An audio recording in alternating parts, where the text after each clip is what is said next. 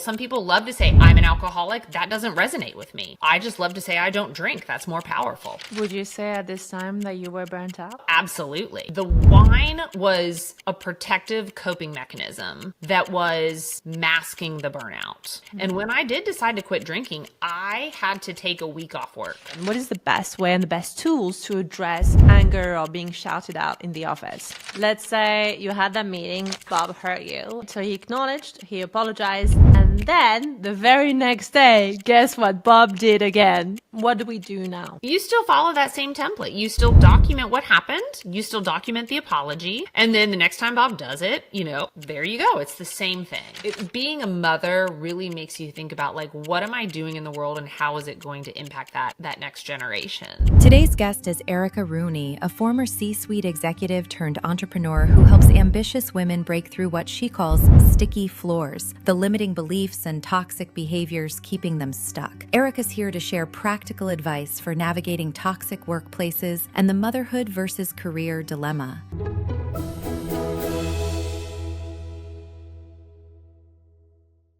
Erica, I'm so excited to have you on the show. How are you today? Oh my goodness, I'm fantastic and I can't wait to talk to you. How are you this morning?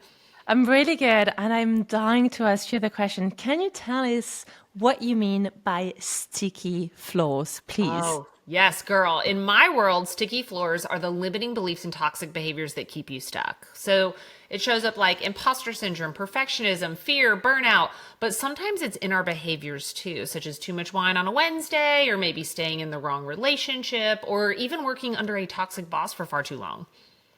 All of the above? How about that? Tick, tick, tick.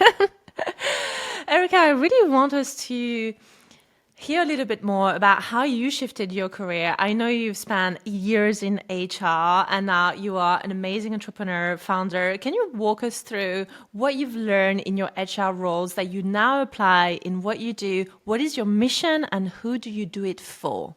Oh, yes, girl. I am here for the women. Okay. So I run an online digital community called Her Collective, and it's a place where women can come to grow, to connect, and to climb the corporate ladder without sacrificing themselves or their sanity for their success. And I got into this work because I was a health and wellness instructor for almost a decade. And this is the red thread that comes all the way through. I love helping people. But once I hit my first ceiling in corporate America, where they said, you're great, you're awesome, but there's no more upward mobility for you, I transitioned into HR. And within about 5 or 6 years, I went from being an individual contributor to being a C-level leader at the top of my game. And I was so work focused. I was so intent on being the best, on doing the best, on making the money and having the title that a lot of the other pieces of my life were just falling apart, but I wasn't willing to address it and admit it or even look at it. And being a C-level leader, being a woman, being a mom with 2 little kids, my kids were 3 and 5, I think, at the time of this. And it was just very stressful. I was traveling a lot and I hit a wall. I hit a wall to the point of where my husband came and he was like, this is not the woman I married and something's got to change. And that's what really kind of got me to reevaluate what I was prioritizing, which was work, which because that work was so stressful, I was covering up all of those emotions and stress with a lot of wine, that I wasn't that same person. And so one of my sticky floors and what I write about in my book is alcohol can be a sticky floor. And so I cut that out of my life. And once I cut that out of my life and I started addressing the things that were really impacting me, I was able to see how miserable I was. I was able to see how I'd been chasing the wrong things for far too long. And I walked away from a multiple 6-figure career to open up my own business. And it was very, very scary, but I knew that it was the right thing for me. I knew that it would allow me to fulfill my purpose, but also that I would be able to make an impact on the world by getting more women into positions of power and keeping them there. Erica, it's so courageous for you to write and talk about alcohol. And I really want to spend a bit of time on that because I work in the field of addiction. And frankly, I think with alcohol, and I would love your take on this, but I think there is a lot of shame. So I work with a lot of women that almost don't want to even tell me, even though we have NDAs in place, even though I'm their coach, even though I'm the last person to judge, and I love them and I just hold that, safe space. I can see the hesitation in their voices to tell me, I had 2 glasses, 3 glasses, half a bottle. Yeah, fuck it. I had the bottle, right? So let's just normalize this. And can you just walk us through how that escalated for us? And can you just talk to that woman listening to us right now that is honestly just drinking a little bit more than usual? And I don't even want to say too much, because I feel like too much has almost like a judgment in it. But how can we sort of, what can we tell her? What can we tell her about Well, this? first of all, what I would say, I think the word you're looking for is drinking at a level you're not comfortable with. Because for some people, that could be 1 glass. For other people's, it could be a whole case of wine. I don't know, right? But if you're drinking more than you feel comfortable with, and everybody who is doing that knows exactly what I mean, because it's I'm going to stick to 1 or 2 glasses tonight, and then the next morning you're like, okay, fine, I had 4. You're like, whatever, I'll do it again. Tomorrow's a new day, right? And I think it starts so easy. It starts so quietly too. And I heard a really great metaphor for this in a book written by Annie Grace, This Naked Mind. I don't know if you're familiar with that, but it's really amazing. And she calls it about the pitcher plant. And the pitcher plant is this plant that attracts bees to the flower, and the bees drink the nectar. And as they drink the nectar, they go farther and farther down the pitcher plant to a point where they can't get out. And this is what alcohol does to you. It takes you little by little by little. But once the bees get to the bottom of the pitcher plant, they realized it's the nectar that they are drinking is nothing but all of the dead bees that have fallen down into the bottom of this pitcher plant and cannot get out. So it is that very poison that is taking you. But it's slow. And I think too, for women of my generation, I'm 40 years old. So I grew up in an era where alcohol was normalized. It was normalized in my family. And in my family, we drank to celebrate. We drank to grieve. We drank when we got promotions. We drank when we got demotions. Like, there was never a reason not to drink. And I hadn't realized how normalized it had become all around me and in the culture, that when I was having too much, it was very easy to justify. And then even when I knew it was a problem, that shame that you talk about, because I was so ambitious, I still am ambitious, but I thought I can control all of these other aspects of my life, but not this.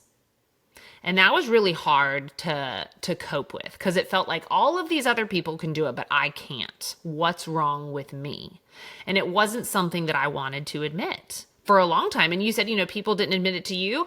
I met with my therapist for 6 months before actually saying, hey, I think I drink too much. She knew it just from talking to me, but I wasn't going to say it out loud. And so it takes a long time to get used to that. And then to speak it out loud, it takes a long time too, because I remember it took a long time for me to talk about it in a way that I was comfortable. And so it's what I would say to that woman is, it is really hard at the beginning because it is so uncomfortable for you, because it's new, because you've relied on the wine or drink of choice to get you through those uncomfortable times, and now you can't. But as time goes on, you start to see that it's better without it. Life is easier without it. It's brighter without it. And you just become so sure of who you are and what you're feeling and what you're going through. And also you become very confident in this, I can handle whatever comes my way because I've tackled this. Mm-hmm. And I'm curious, what was the decision to lead you to cold turkey or teetotal rather than just use it with moderation? Yeah, I think, well, I'm an all in, all out kind of girl. I had not noticed that, Erica. I know. That's just part of my personality. And I think the way I was using alcohol, and I thought about it in other ways, I would rather just eat the creme brulee. I would rather have the dessert, I would rather have a really fun mocktail, because also it really did make me feel like crap. I wanted to do these experiments of 30 days, no alcohol. How was I feeling? And I just kept it going. I'm not the person to say I'm never going to drink again, because then I'm not going to achieve that goal until the day I die. I just tell people I don't drink. But you know what else I do? I don't drink sodas. I don't smoke. There's a lot of things I don't do, but it's the power of that ownership, I'm not saying I'll never smoke. I'm never going to smoke. But, if I did, it's not like, oh, well, I failed. Now I guess I'm a smokeaholic these days. And so it's the language that is powerful to me that's important. And it's more powerful for other people. Some people love to say I'm an alcoholic. That doesn't resonate with me. I just love to say I don't drink. That's more powerful. And I just want to go back to something about your story that really touched me, because I love the fact that you mentioned that back when you were drinking to a level that you were not comfortable with, you were still showing up with your fitness routine, right? And you almost use that in a way as a bit of a mask. Like, can you tell us more? Because the reason I want to point that out is I know that many of my clients procrastinate tackling on the alcohol because they tell me, or they tell themselves, yeah, but I'm still showing up to work. I got everything else under control. Right. Everything else is good. And I mean, yes, I was very high functioning. I was a C-level leader. I was making multiple six figures. I had 2 kids that looked good, were doing all their things. We were checking every box, right? But they always say, like, open the doors. Nobody knows what's going on behind the curtain, right? And when you go behind the curtain and you came into the house, I wasn't just like tucking my bed in and falling asleep in my kid's bed like I am tonight, right? I was actually passing out, like I wasn't engaged with my kids. And it just, for me, I did not want them to have a mom that wasn't present. Like, that was all of my life. I've wanted to be a mother. I always remember wanting to be a mom. And I do believe that my most important job is being present in these kids' lives. And I had this realization that I wasn't. And that to me was so important. But yes, I was hitting all of my goals at work. I was exceeding expectations. I was the breadwinner in the family. I was very physically active. So I was still running and doing all of these things and checking all of these boxes. And no one knew still that shame that I was carrying. Was there a pivotal moment? Yeah, I mean, I think the pivotal moment was when my husband really came to me and said, this shit has to stop. Like, this isn't going to fly in this house, and that was really a wake up call for me, because my husband is not the kind of man to walk out. And so the fact that he was really saying that, I knew that the decision was up to me, but I knew what I wanted the outcome to be. Would you say at this time that you were burnt out? Oh, absolutely. The wine was a protective coping mechanism that was masking the burnout. Mm-hmm. And when I did decide to quit drinking, I had to take a week off work. And that is not enough time. Looking back, I wish I had taken more time away, but I didn't feel like I could. But I took a week off work where all I did was lay on the couch. Because it was almost this grieving, it was this very heavy, massive realization of, I thought I was this thing, this high-level, C-level leader that was so good, and I had this very picture-perfect view of my life, but then I was feeling like my life was in shambles. And so I almost had to come to terms with, like, who am I now going forward, and how do I my husband wanted me to also quit my job. And I was like, I'm not doing that too. Like, I've got to have something. But I always knew at that point that this would be part of my story, because women don't talk about not drinking. Women don't talk about drinking too much, right? And women are judgmental of other women. And so it is a very hard thing for someone who is ambitious and a go-getter and, holds themselves up on this pedestal like I did, to come to terms with. Now, Erica, I told one of my clients that I was going to have this podcast with you, and she was really excited. And I've got some fireside chat Q&A questions for you. How does that sound? Oh my gosh. I'm just going to tell you, though, they're a little bit intimate. So okay. I hope you give me permission. And they touch on that topic. So I know that you've, spoken about it so beautifully. I just would like for us to lift the veil of the taboo and actually just give a little bit of love to our audience and see if we can address that. So this particular client actually told me, the main trigger for me is often loneliness. I'm a C-suite executive too, and I travel all the time. Although you could say that I'm always constantly with people, at the end of the day, when I'm alone in the hotel room, ready for yet another conference or yet another board meeting the next day, I'm lonely. I'm a little bit stressed, to say the least. And what I do is reach for the minibar. What should I do instead? And what can you tell me about that? Well, first of all, girl, I've been there, done that, and I wouldn't even go to the mini bar. I would just go to the drugstore around the corner and buy my whole self a box of wine if I was going to be there for a few days. So I get it, because what else are you going to do in a hotel room? Right. And so when I started traveling after I stopped drinking, I made sure I had all the things that I love. So I would download whatever trash TV on Netflix that I wanted to watch. I would bring myself candy that I wouldn't normally eat. Or I would take myself to like the restaurant nearby and have this decadent dessert. I have a horrific sweet tooth, but guess what? I don't get any calories or sugars from alcohol and wine, so that's okay. But you have to find something to fill that void in the meantime. And also for me too, when I was doing that, I poured myself into my side business, which is now my full-time business. And it was a passion that I loved, and I would write a lot, I would journal a lot, and that helped me feel a little less alone and a little more in touch with my feelings. But it was definitely that first year, all of those firsts, like the first time going on an airplane, the first time, having a holiday, the first time being on a business trip and not drinking, all of those things make you feel a little bit lonely and like an outsider, because a lot of other people are celebrating and doing those things. So there's a lot of different strategies, I would say, that I accompanied, but try to find something to fill that void. And what would you say to navigate networking events, client entertainments, dinners? Because especially as a founder or as a C-suite executive, you do have... You got to booze and schmooze, girl. You got to booze and schmooze. I know. Okay, so in the beginning, I was not comfortable telling people I did not drink, because most people assume if you don't drink, you're either pregnant or you have a problem. And I didn't want to do either of those things. So I would... quite honestly, I would try to get there early and order some kind of a mocktail, or I would tell people, oh, I'm getting up really early in the morning, or I have this big presentation tomorrow. And I would tell lies like that, because for me, the most important thing was, staying comfortable, staying true to myself, and not having the drink at these events, right? And so that was what I did in the beginning. Now I order whatever I want to order. I order a sparkling water with lime. I order a regular tap water, or I'll go get a fun mocktail, or I'll say, I'll have what he's having, but without the alcohol.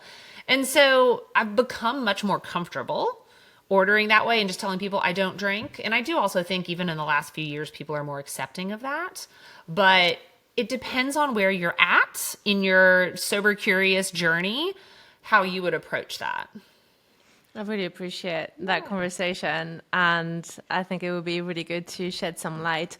I had some other questions, and those relate more to work dynamics, and particularly to really powerful female in the workplace still feeling like they need to go and rush to the toilet to have a cry and hide from everybody because their boss just either shouted at them or said something extremely belittling or had an anger outburst in the office when when the doors were closed, and they just felt either super humiliated or super distraught by just what happened.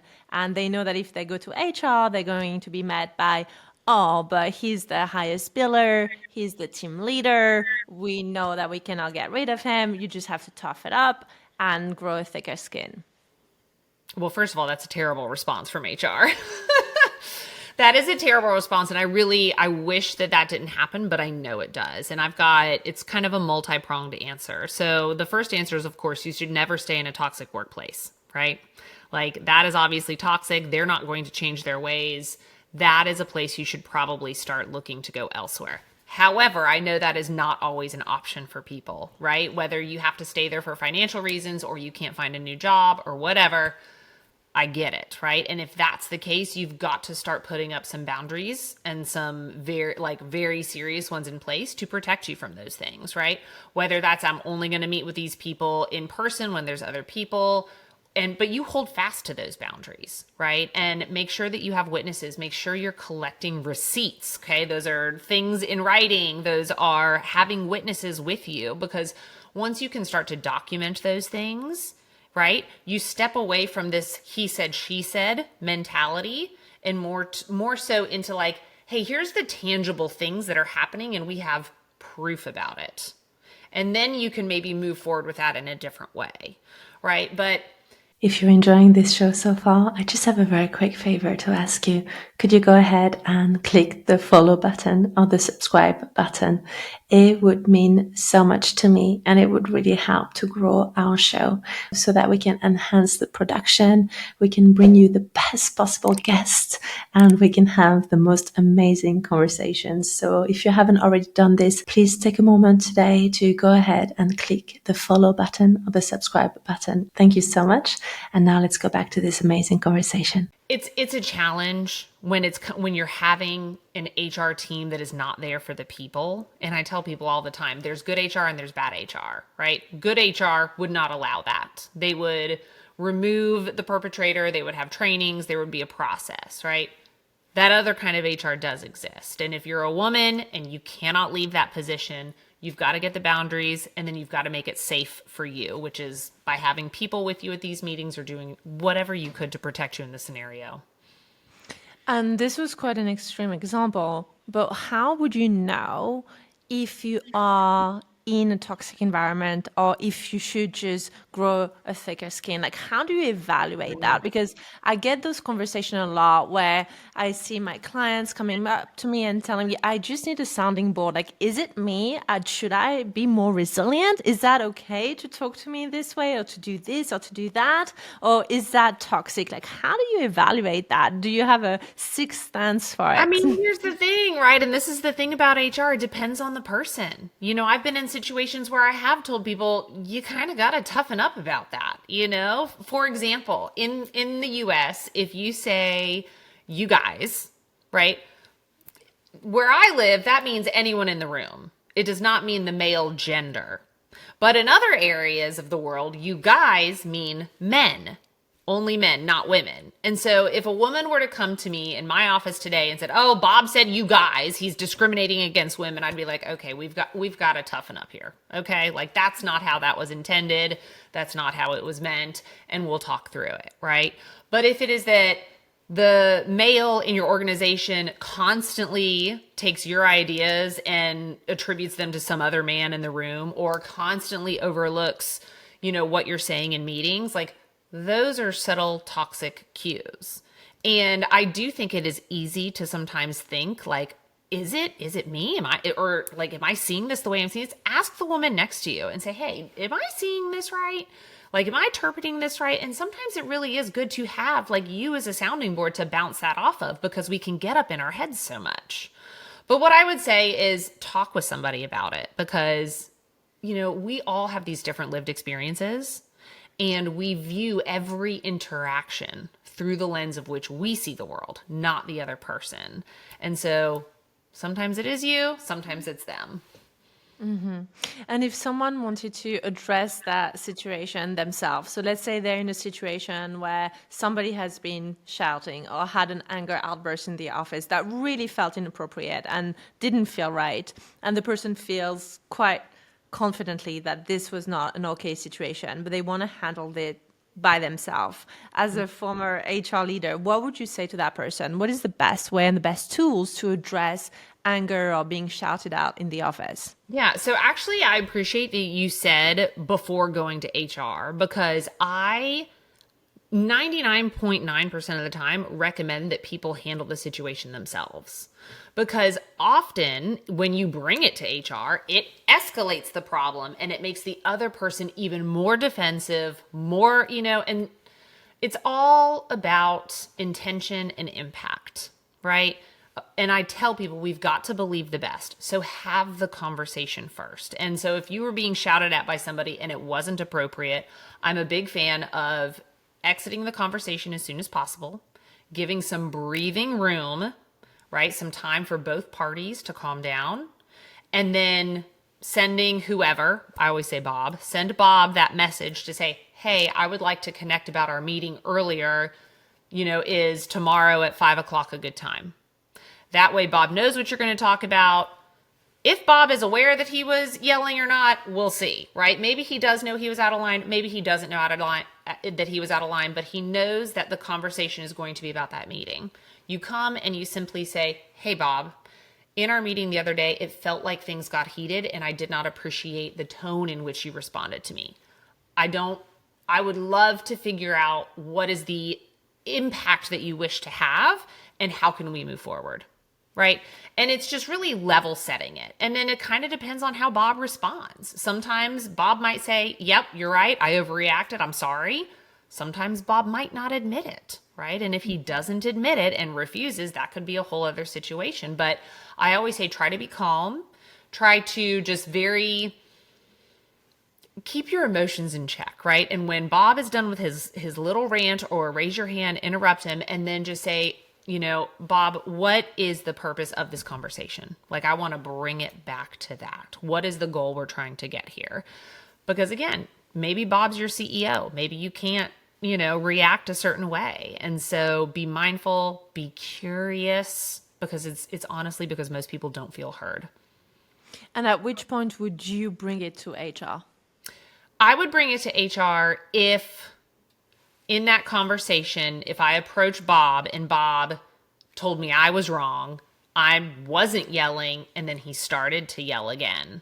Or let's say Bob said, you're wrong, whatever, but didn't yell. We go our separate ways. The second time, what I would do as an HR professional, if you were the employee, go back to your desk and document it in an email to yourself. Just email yourself, said, I had this conversation on this day at this time with this person about this. He yelled at me. I reached back out. We had this second meeting, right? In the world of HR, receipts are key. So you need the documentation. And even if you email it to yourself, it is still written and time stamped. And so then when you have the next issue and Bob screams at you again, then you can go to HR and say, hey, here was this thing. I didn't bring it to HR at the time, but this is what I did. Now Bob has done it again. And then you can let HR take it from there. Love it. Thanks so much. Some very tangibles about like, what do you need to do? Remember, paper trails are key. Paper trails are key. And then I have one last question about that situation. Let's say you had that meeting and Bob hurt you and he even apologized for it. So he acknowledged, he apologized. And then the very next day, guess what Bob did again? I'd be like, what the hell, Bob? So, and we know this happens, right? So he's acknowledged, he's apologized, and then he does it all over again in the same way. What do we do now? You still follow that same template. You still document what happened. You still document the apology. And then the next time Bob does it, there you go. It's the same thing. It's the same thing. Because even if Bob acknowledges and apologizes, if he's not making a conscious effort to change his behavior, the apology doesn't matter anymore. I got it. Thank you. Erica, I have a question because I know that on top of being a super leader, you're a super mom. And very often when I work with female clients who are in that segue point of having to make that choice, right? Like late 30s, early 40s, when it's almost like the biological clock is starting to tick. I don't love to use that word, but that's just a reality. But at the same time, there is the lure of another promotion and they're in a very fast-paced corporate career. They have crazy work demands and they actually love their job, and they just have to find that moment where they really sit down and choose, do I risk it? Do I go and be a mom and know that I might, lose that future promotion or have to take some time out? Or do I just forgo my desire to be a mom and continue to thrive for the next promotion? What would you say to that woman who is at that intersection? Well, I'm smiling so big here, Charlene, because we actually just submitted our South by Southwest proposal and for panel picker, and it's called Momentum or Motherhood. And it's all about your career momentum or motherhood. And the reason this came up was because one of the women that I'm looking to do this with is in a very high-risk pregnancy right now. But she's very early on. So she's only like in the very first trimester, which would put her due date right at South by Southwest. So she's in this moment where she doesn't know if this baby's going to come to term or not. She's been through several losses before, so it's a very real scenario for her.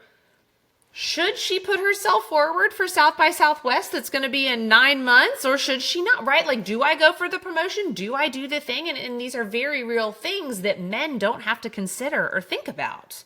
Right. And so when we think about motherhood and momentum, I think you need to first understand that no time is ever going to be the right time. You know, no time is ever going to be the right time. So don't say, oh, when I get this or that, because who knows, like, nobody knew COVID was going to happen. Like, things change, like the world changes. So you just need to figure out, like, am I in a loving and stable relationship with myself? Am I financially able to take care of a child where I'm at? Is the career I currently have the one that I believe I can manage with my life? Right? And what I mean by that is, if you have a high-powered career where you're traveling every week, do you have a partner that will stay home, or a family or a caregiver or a solution to what that looks like for now your family life? Right? Or are you the person that stays home all the time? Right? So you've got to just look, what would that new world be? How would that work? And then you just got to do it. Right? Because guess what? I think a lot of us women, like, the second we decide we think we're going to have a kid, we think it's going to happen like that, because we've, like, always been told we're going to be pregnant, unwed mothers in high school or something. And it doesn't always happen that way for women. Some women, it takes years to get pregnant and have a family. So just before you make the decision, do I want to jump into motherhood or do I want to focus on my career? Just imagine what that life would look like in 9 months. 10 months, right? That career, if you did both, or where do you need to give? And then you make your decision that's best for you. What has motherhood added to your life as a brilliant professional? Girl, like, we gonna need another hour for this, right? Because it has added sleepless nights. It has added billions of dollars to my grocery bill. It has added I'm having to do times tables, homework again. Like, it You're is selling it, Erica. I'm spelling it all, right? It's added carpool pickup lines. It's added stress and anxiety and all of these things, but it has also brought so much purpose and joy and fulfillment to my life. And when you really think about it, being a mother really makes you think about, like, what am I doing in the world and how is it going to impact that next generation? You know, it's no longer about you. Like, it really isn't. It really just becomes about these two little beings that you're responsible for raising, and, you know, it just makes the work that you do more meaningful. So it's the best thing I've ever done. It's my favorite role. It's what I love doing. That's also why I became an entrepreneur, so that I could be closer with my kids. You know, my days end at 3:00 because then I do carpool pickup, you know, but that's the life I wanted to live. So what would be the last advice you would give to a woman who's listening to you today and who thinks she wants to be a mom, but is worried about it being a bit of an impediment to our career development? What would you say to her?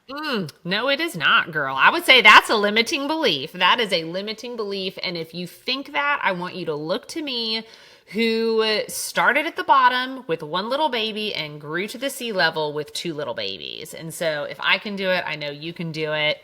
It adds so much more joy to your purpose, so many more fun things. You get to be a child again. And so if you're worried about it with your career, guess what? Like, you can always go back to that career. You can always go back. And so I would say, dream bigger, think differently, and just do what makes your heart happy. Erica, thank you so much. I've learned so much. Is there one sticky flaw we haven't covered that you really wanted us to cover in a nutshell before I let you go? Like, you have one more sticky flaw to make us aware of. There's so many other sticky floors, but one that I think just ties all of these together is worrying about what other people will think. And the antidote to that was one I really got stuck in, because that ties the drinking in, it ties in how you show up at work, all of those things. Worrying about what other people will think. When you realize that we're all just thinking about our own selves, nobody else is thinking about you. Literally nobody else is thinking about you. And so just try to remember that. And quite honestly, if they are thinking about you and worried about you, like, you must be doing something right. So, Erica, I love it. How do you want our audience to connect to your world? Oh my gosh, find me on Instagram, LinkedIn, hit up my podcast, which Charlene was also a guest on, so you can go over and listen to her on the Glass Ceiling and Sticky Floor podcast. But yes, I'm on LinkedIn, Erica Anderson Rooney, and you can hit me up on my website, ericaandersonrooney.com. Thank you so much, Erica. And I can't wait to go and meet you in New York City when we're both together at the same time. We'll go and have a lovely lunch, and hopefully I get to meet your amazing children. Absolutely. Thank you. Bye. Bye. Thank you for spending your time with me today and listening to this episode. Remember to subscribe so that you can receive weekly updates. And if today's message resonated with you, please remember to share it with a friend, a colleague, or a loved one who could really benefit from this episode.